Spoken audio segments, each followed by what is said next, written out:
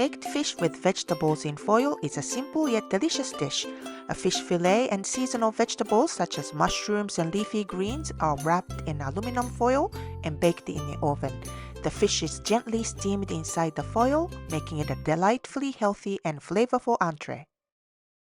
Preheat the oven to 450 degrees Fahrenheit and pat the fish fillet dry with the paper towels. We are using tilapia today, but you can use any fish you like or even chicken will work. Season lightly with salt on both sides.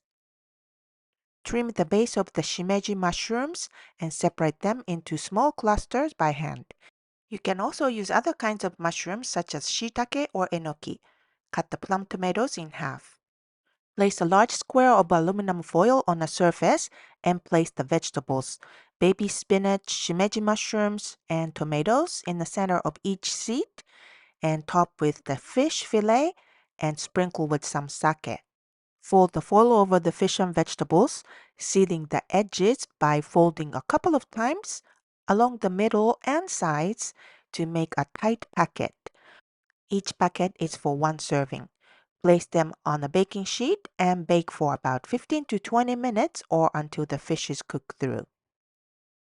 Serve each packet on a plate and carefully open the foil just before serving.